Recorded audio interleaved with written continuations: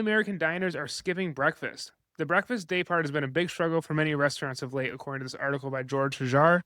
So he goes on to say a recent analysis of 22,000 plus Google reviews identified the restaurant chains that customers say have the slowest service, and IHOP topped the list.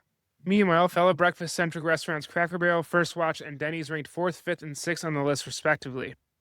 Quote, breakfast is really one of the toughest day parts to win, Milo's Eric, general manager at Oysterlink, told the Food Institute. People are in a rush, they're loyal to their morning routines, and unforgiving if the service isn't absolutely perfect and on time.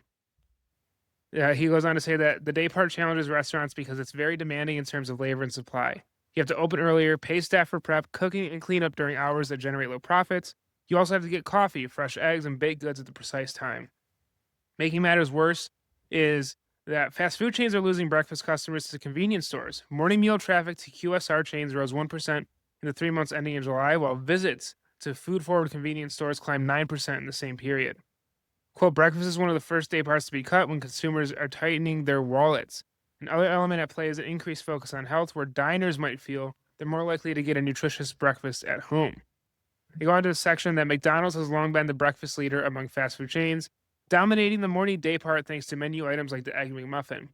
So this is interesting. Morning visits to McDonald's accounted for 33.5% of the chain's traffic early in 2019, but that number has dipped to 29.9% by 2025. Quote, we, as well as the rest of the industry, are seeing that the breakfast day part is absolutely the weakest day part in the day, CEO Chris Kemzinski of McDonald's said. Year over year morning traffic to fast food chains has fallen every quarter for the last 3 years, and Portillo's recently ended its breakfast trial in the Chicago area. It now aims to simplify operations in the near term. And then in 2024, Taco Bell announced it was giving franchisees the option of whether or not to continue to offer breakfast. So the biggest thing here, Della Pena says, is the largest hurdles are improving consumers' value perception of the breakfast day part so they feel that the spend is worth it, while building or rebuilding the habit for many consumers of getting their morning caffeine fixes and breakfast out. The launch of IHOP's first ever value meal is a fantastic example of a chain working to win back customers. It shouldn't be game over for restaurant brands when it comes to serving breakfast. Instead, this should be a moment of reflection and innovation.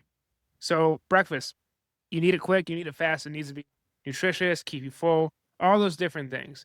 And so when you are unable to meet those demands, customers go away. I do think there's two key things. One, breakfast is three. Let's go on one. The first one is breakfast is hard. It's a hard spot to make money in. And I feel like if you are not making adequate money as a restaurant with breakfast options, then maybe you cut it.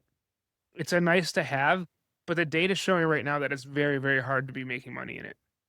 I think the second thing is that consumers are tightening their wallets, as I said here, and it makes sense to me that they go to a convenience store to get a meal because it's a cheaper option, and it might be just as good in their eyes. Americans don't. While breakfast is important in certain aspects, I don't think Americans diners see it as important as a dinner.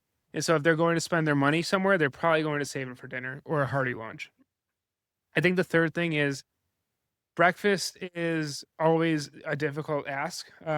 It always requires more labor, requires more hours of operation. So if you are going to do breakfast, it better be pretty damn good. And it better be something where people can rely on. So I always think that breakfast is risky in restaurants, especially in independent restaurants. If it's something you can do and do well and make a profit on, you should. But do know that it is getting harder and Americans are eating less of it. And they're actually relying on grocery stores and convenience stores to fill that meal.